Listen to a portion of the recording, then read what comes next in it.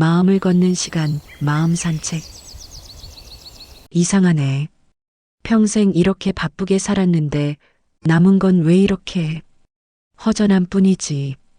68배 김정호 씨가 지금 차가운 병원 대기실에 앉아 있습니다. 하얀 벽과 느리게 가는 시계, 그리고 평생 처음으로 아무것도 하지 못하고 가만히 앉아 있는 자기 자신을 마주하고 있습니다. 정호 씨는 평생 쉬어본 적이 없었습니다. 새벽 5시면 일어나 가게 문을 열었고 점심은 서서 대충 때웠으며 밤 10시가 넘어서야 지친 몸으로 집에 돌아왔습니다.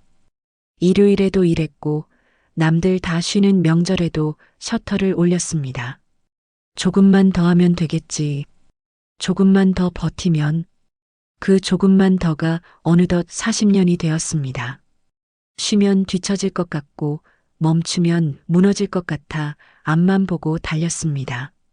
그런데 지금 병원 대기실에 덩그러니 앉아 있으니 문득 이상한 생각이 듭니다. 내가 뭐 하려고 이렇게까지 바쁘게 살았지? 통장엔 돈도 좀 있고 자식들도 남부럽지 않게 키웠습니다. 목표했던 건 다 이뤘는데 가슴 한구석이 텅 빈 것처럼 허전합니다. 나는 언제 마지막으로 편하게 쉬었는지, 언제 마음껏 웃었는지 기억조차 나지 않습니다. 여러분도 이런 생각 한 번쯤 해보신 적 있으시죠?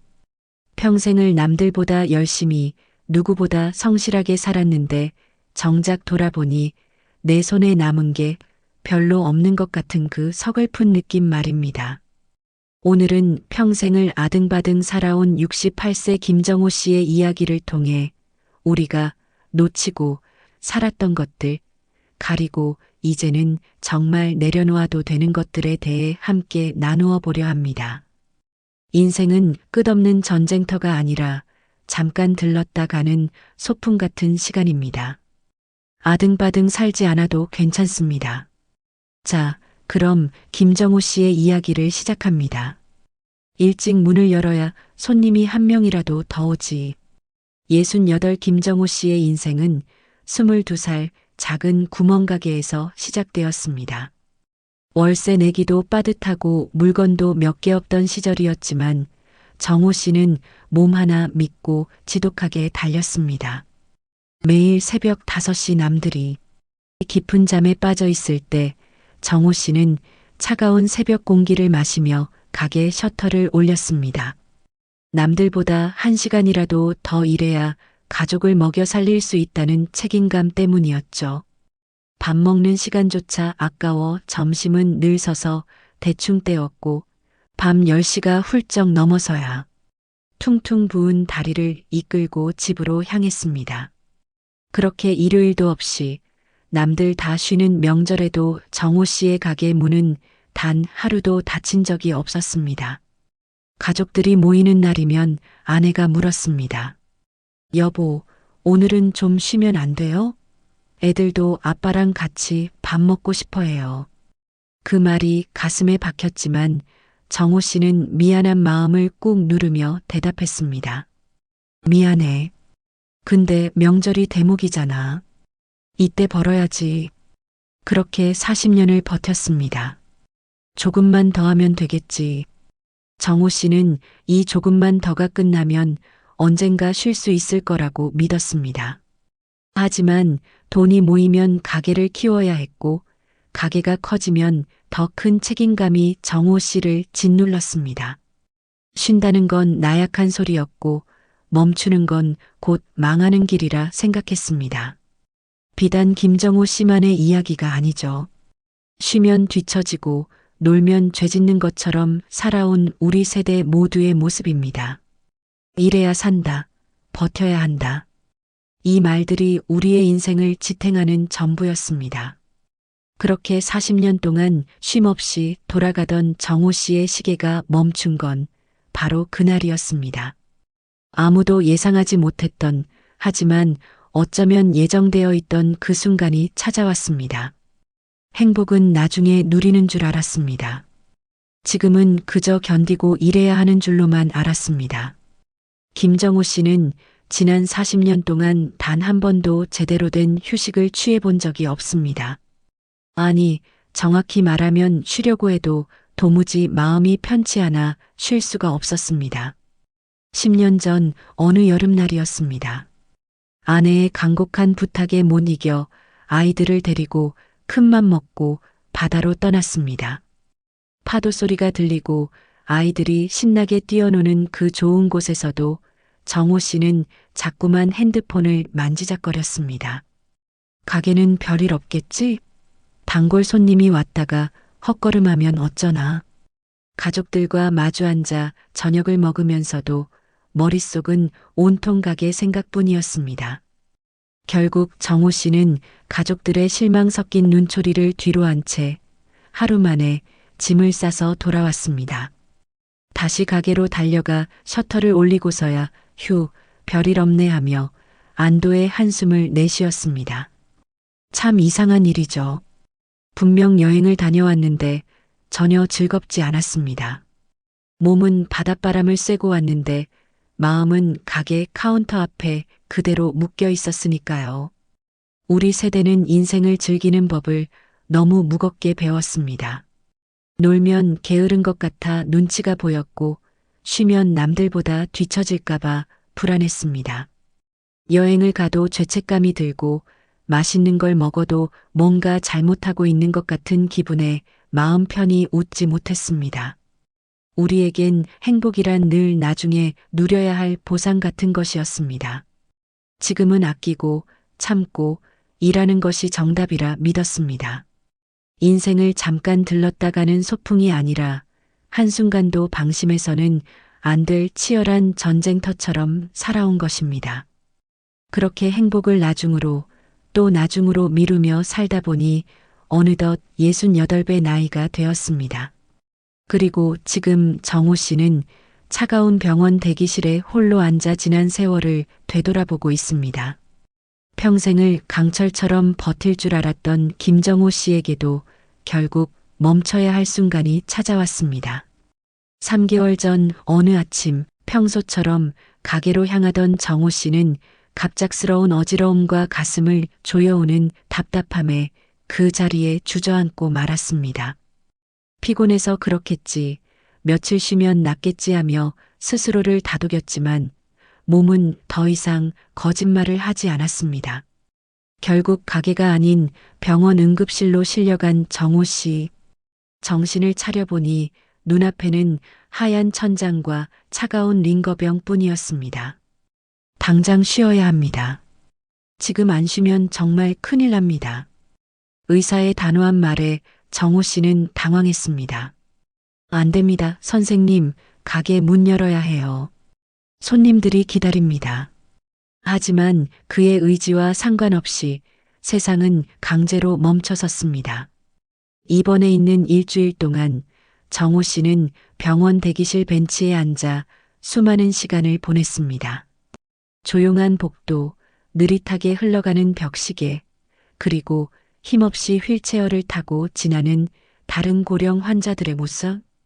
그 풍경을 가만히 보고 있자니 가슴속에서 뜨거운 것이 울컥 치밀어 올랐습니다. 내가 왜 이렇게까지 살아야 했을까? 정호 씨는 처음으로 깨달았습니다. 내가 없으면 가게가 망할 것 같고 내가 쉬면 집안이 무너질 것 같았는데 정작 내가 멈춰선 지금도 세상은 너무나 평온하게 잘 돌아가고 있다는 사실을 말입니다. 아내가 대신 가게 문을 열었고 단골 손님들은 여전히 물건을 사러 왔습니다. 40년 동안 지고 있던 그 무거운 책임감이 사실은 내 스스로가 나를 묶어두었던 밧줄이었다는 것을 비로소 알게 된 것이죠. 내가 꼭 필요한 존재라고 믿었던 자만심이 쓸쓸함으로 다가왔지만 동시에 이상하게도 마음 한구석은 가벼워지기 시작했습니다. 아, 내가 안 해도 되는구나. 내가 모든 걸 짊어질 필요가 없었구나. 퇴원하는 길, 병원 문을 나서며 마주한 눈부신 햇살과 가로수들이 평생 처음 보는 것처럼 아름다워 보였습니다. 멈춰 서고 나서야 비로소 보이기 시작한 세상. 정호 씨의 인생이 180도 바뀌기 시작한 것은 바로 그 멈춤의 순간부터였습니다. 병원 침대에 누워 보낸 그 일주일은 김정호 씨의 40년 인생을 송두리째 뒤흔들어 놓았습니다. 평생 가게 문을 닫으면 세상이 무너질 줄 알았고 내가 없으면 자식들 앞길이 막막해질 줄로만 알았습니다. 돈을 더 모아야 체면이 서고 남들의 평가에 뒤처지지 않아야 잘 사는 인생이라 믿으며 끝없는 걱정 속에서 스스로를 들볶았습니다. 그런데 병원 창밖으로 흐르는 세상을 보며 정호 씨는 비로소 고백합니다. 참 허망하더군요. 내가 멈춰 있어도 세상은 아무 일 없다는 듯 멀쩡히 돌아가고 있었습니다. 정호 씨가 그토록 움켜잡으려 했던 돈, 체면, 그리고 남들과의 비교, 이 모든 것들이 사실은 내 몸 하나 무너지는 순간 아무런 힘도 쓰지 못하는 껍데기일 뿐이었습니다. 내가 꼭 지고 가야 할 짐인 줄 알았던 것들이 알고 보니 나 스스로가 만든 창살 없는 감옥이었던 셈이죠. 다 내려놓아도 세상은 멀쩡히 돌아가더군요. 아니, 오히려 내가 내려놓아야 비로소 진짜 세상이 보이기 시작했습니다. 여러분은 지금 무엇을 그토록 꽉 붙잡고 계신가요? 혹시 정호 씨처럼 내가 놓으면 다 끝날 것 같다는 불안감에 오늘이라는 소중한 시간을 저당 잡히고 있지는 않으신가요? 그렇게 정호 씨는 평생 어깨를 짓누르던 무거운 짐을 하나둘 내려놓기로 했습니다. 40년이라는 긴 세월이 지나서야 비로소 자기 자신에게 쉼표 하나를 허락한 것입니다. 짐을 덜어낸 빈자리에 찾아온 그 놀랍고도 가슴 벅찬 일상들, 정호 씨가 마주한 진짜 인생은 이제 시작되었습니다. 무거운 짐을 내려놓기로 결심하자 정호 씨의 세상에는 평생 보지 못했던 풍경들이 하나둘 들어오기 시작했습니다. 40년 넘게 매일같이 지나쳤던 길인데 그 길에 나무가 몇 그루 있는지, 햇살이 어느 쪽에서 비치는지 정호 씨는 이제야 처음 알게 되었습니다. 퇴원 후 맞이한 어느 느긋한 아침이었습니다. 평소 같으면 벌써 가게 셔터를 올리고 손님 맞을 준비에 정신이 없었을 시간이죠. 하지만 정호 씨는 거실 창가에 앉아 김이 모락모락 나는 국 한 그릇을 앞에 두고 가만히 앉아 있었습니다. 아, 따뜻한 밥 한 끼가 이렇게 좋은 거였나? 전쟁터 같던 아침 식사가 아니라 오로지 밥의 온기를 느끼며 먹는 이 시간이 정호 씨에게는 너무나 낯설고도 평화로웠습니다. 창가로 들어오는 아침 햇살이 정호 씨의 주름진 손등을 따스하게 비출 때 그는 아무 목적 없이 그저 그 자리에 한참을 앉아 있었습니다. 오후에는 동네 공원으로 산책을 나갔습니다. 아무런 약속도 없고 빨리 돌아가야 할 일도 없는 인생 첫 목적 없는 산책이었습니다. 공원 벤치에 앉아 바람에 흔들리는 나뭇잎을 보고 아이들의 웃음소리를 듣고 지나가는 강아지를 바라보며 정호 씨는 문득 서글픈 생각이 들었습니다. 이 예쁜 것들을 다 두고 나는 대체 무엇을 보려고 그토록 앞만 보고 달렸을까? 우리는 더 큰 행복을 잡으려고 오늘 하루의 햇살을 외면하고 더 나은 미래를 위해 지금 이 순간의 평화로운 밥 한 끼를 포기하며 살아왔습니다. 정호 씨는 이제야 압니다. 진짜 소풍은 도착지에 있는 것이 아니라 그곳으로 가는 길목에 핀 작은 꽃 한 송이를 바라보는 시간에 있다는 것을 말이죠. 아등바등 살며 놓쳤던 그 평범하고도 소중한 시간들이 이제 정호 씨의 하루를 조금씩 채워가고 있습니다. 아, 인생이 이렇게 가벼울 수도 있구나. 석양이 붉게 물드는 저녁, 집 앞 벤치에 앉아있던 김정호 씨가 나지막이 내뱉은 말입니다. 40년 동안 어깨를 짓누르던 무거운 짐들을 하나씩 내려놓자 정호 씨의 삶에는 기적 같은 변화가 찾아왔습니다.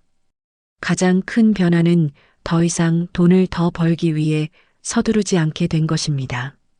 정호 씨는 평생의 습관이었던 새벽 5시 개점을 과감히 포기했습니다. 대신 아침 8시에 느긋하게 문을 열고 저녁 9시면 미련 없이 셔터를 내립니다. 하루 고작 몇 시간 줄였을 뿐인데 매출이 조금 줄어든 자리에 몸의 편안함과 마음의 여유가 가득 차기 시작했습니다. 이제 정호 씨는 남과 비교하며 스스로를 채찍질하지 않습니다.